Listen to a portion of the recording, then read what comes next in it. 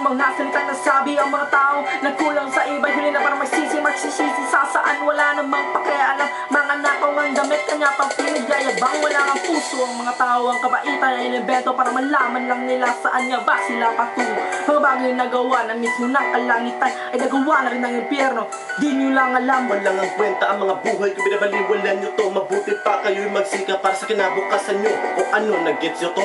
Ang mga sinasabi ko, kaya panoorin nyo ito at pakinggan ako.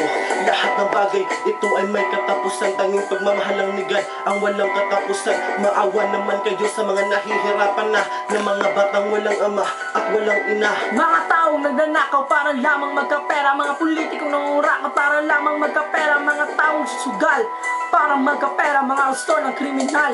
Puro walang kwenta sa mga walang kwenta, gawain mo ng sarili ng alanganin. Mga bagay-bagay sa paligid ay gusto nang nakawin para magkapera lamang. Gusto'y lahat ay gagawin, lahat ay aagawin, kahit hindi sa atin. Mga tao ay nalulun na sa mga kahirapan ng mga tao nagigera at nakikipagbakbakan. Bawat bala na lumalabas ay may natatamaan, bawat kalbit may natilyo ay may katapusan. Nalulunod na sa gutom dahil sa sobrang kahirapan, wala na pamilya, trabaho, pag na rin matirahan. Tinapay na napulot lamang kung saan-saan ay pinagsusugaan na lamang para makakain lang.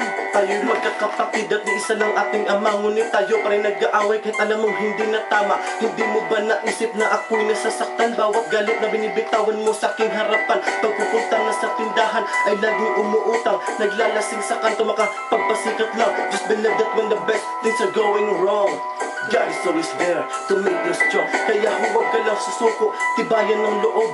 Huwag mong isipin na ang buhay mo ay tataob, dahil hindi ito barko.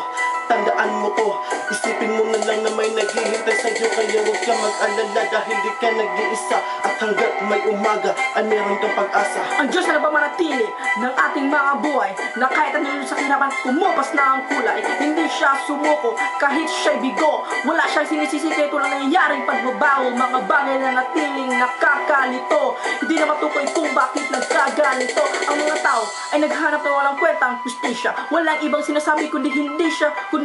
Mga bagay na nanatiling nakakalito, nakakapagpabagawag, bakit nagkaganito? Paano mo kaya maitatama ang mga mali mo? Mga sagot mo sa mga katanungan ko ay ewan at hindi. Wala kang alam, huwag kang magsalita dahil ayoko marinig ang mga walang kwentang sinasabi mo. Lagi mo ang bukang bibig. Sa binubuga ng pabrikang dulot ng pagkalason, at maitatama mo pa ba ang naganap kahapon? Ito ay kasalanan natin tong lahat. Sino dapat nasisihin? Di ba tayo rin lahat? Mga nagtatapon ng basura kung saan-saan, yan ang isa sa mga problema sa kapaligiran. Di ka marunong mag-isip kung ano ang tama, mali ang laman ng utak mo. Di ba ako ay tama? Nasisira na ang ating kapaligiran.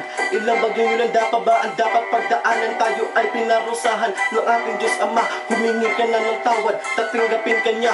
Maswerte ang nakikinig ngayon sa awit ko, dahil sila may kagamitan na tulad din ng gamit ko. Proud ako sa kanta ko, kahit di ko tiyak, tatapusin ko na to bago pa ako maiyak.